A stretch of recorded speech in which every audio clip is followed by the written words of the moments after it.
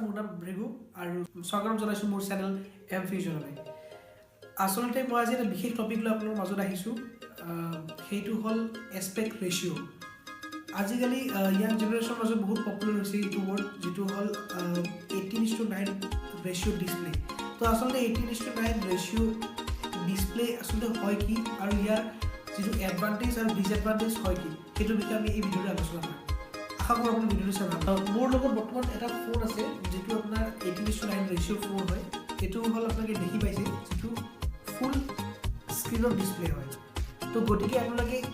simply ভাবিব পাৰে মই একদম চিম্পলকৈ কৰিছোঁ এইটোৱে হ'ল আপোনাৰ 18:9 ৰেচিঅ' ডিছপ্লে হাইটটো চাই এইটো হ'ল আপোনাৰ 9 আৰু এইটো হ'ল আপোনাৰ যিটো লেংথটো হয় এইটো হ'ল 8 তো গতিকে এইটো 18:9 ৰেচিঅ' তো গতিকে মই আপোনাৰ চিম্পল ভাষাত যদি ক'ব যাওঁ 18:9 ৰেচিঅ' এটা নতুন কনচেপ্ট হয় আচলতে এইটো হ'ল আপোনাৰ কনচেপ্টটো এনেকুৱা ধৰণৰ ফোনটো আপোনাৰ যদি চাপ'জ 6 ইঞ্চৰ এইটো 6 ইঞ্চৰ স্ক্ৰীণ হয় 6 ইঞ্চৰ ফোন হয় আপোনাৰ লগতো হয়তো 6 ইঞ্চৰ ফোন থাকিব পাৰে বা আপুনি হয়তো এইটো নাভাবিব যে আপোনাৰ 6 ইঞ্চৰ স্ক্ৰীণ চলাই আছে আপোনাৰ ফোনটো 18:9 ৰেচিঅ' হয় সেইটো নহয় ইহঁতে কোম্পানীয়ে আপোনাৰ ফোনটো ছেইম ৰাখিছে 6 ইঞ্চৰ বাট ইয়াত যিটো ডিছপ্লে সাইজটো হয় ডিছপ্লেটো সিহঁতে অকণমান এনহেঞ্চ কৰা দিছে যাৰ কাৰণে আপোনাৰ এইটো 18:9 ৰেচিঅ' বুলি কোৱা যায় যদি আপোনাৰ 18:9 ৰেচিঅ'ৰ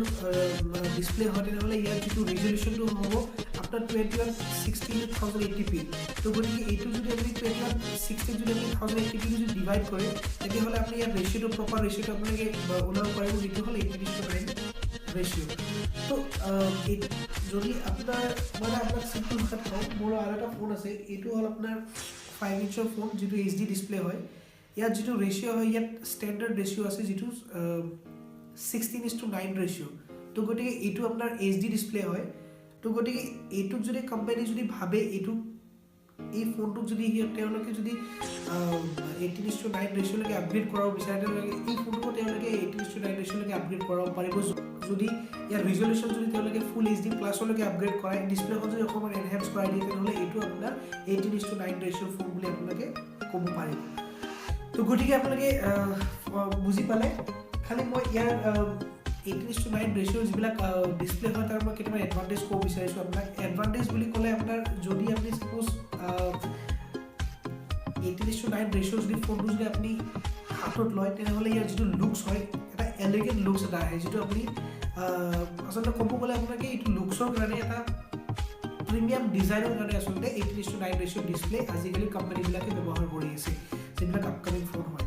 তো গতিকে আৰু নেক্সট ইয়াৰ যিটো এডভান্টেজ বুলি ক'ব গ'লে নেক্সট এডভান্টেজটো হ'ল কি আপুনি যদি কেতিয়াবা যদি ফোনটোত যদি কিবা টেক্সট ৰিড কৰে বা আপুনি যদি অনলাইন যদি কিবা ছাপ'জ আৰ্টিকেল পঢ়ে তেনেহ'লে আপুনি ইয়াত আপুনি ভালদৰে ৰিড কৰিব পাৰিব তো এইকেইটা হ'ল আপোনাৰ 18:9 ৰেচিঅ'ৰ আপোনাৰ এডভান্টেজ তো গতিকে ডিছএডভান্টেজ বুলি ক'লে বিশেষ ডিছএডভান্টেজ আপোনাৰ 18:9 ৰেচিঅ' নাই তথাপি মই এটা ডিছএডভান্টেজ মই আপোনালোকক কওঁ কাৰণ যিহেতু 18:9 ৰেচিঅ' ডিছপ্লে আহিছে বাট ইয়াত 18:9 ৰেচিঅ'ৰ ভিডিঅ' এতিয়ালৈকে অহা নাই তো গতিকে আপোনালোকে যদি কিবা কাৰণত 18:9 ৰেচিঅ'ৰ যদি আপুনি ফোনত যদি ছাপ'জ এটা ভিডিঅ' প্লে কৰে তেতিয়াহ'লে আপুনি দেখিব ইয়াত ডিছএডভান্টেজটো আপুনি নিজে জাজ কৰিব নিজে চাব দেখিব এই ছাইডত যিটো ছাইডত ব্লেক কালাৰ দুডাল বাৰ আহিছে ব্লেক কালাৰ দেখিছে আপোনালোকে চাগে তো এইটোৱে হ'ল 18:9 ৰেচিঅ'ৰ ডিছপ্লে ডিছএডভান্টেজ কাৰণ যদি ছাপ'জ আপোনালোকে এটা ভিডিঅ' প্লে কৰে 18:9 ৰেচিঅ'ৰ ফোনত তেনেহ'লে ইয়াৰ যিটো ভিডিঅ' যিটো প্ৰপাৰ বেনিফিট হয় প্ৰপাৰ ইফেক্ট হয় সেই প্ৰপাৰ ইফেক্টটো আপোনালোকে নাপাব যিহেতু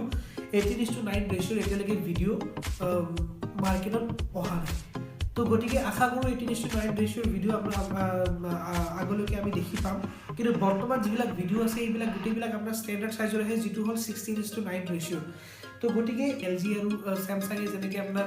বাজেললেছ ফোন বনাইছিলে সেই বাজেললেছ ফোনত আপোনাৰ 18:9 ৰেচিঅ' দেখা পোৱা গৈছিলে বাট এতিয়া যিবিলাক ফ্লেগশ্বিপ ফোন আছে সেইবিলাক ফ্লেগশ্বিপ ফোনতো আপোনালোকে এই 18:9 ৰেচিঅ' ডিছপ্লেবিলাক দেখি পাব যেনে ফৰ এক্সাম্পল আপুনি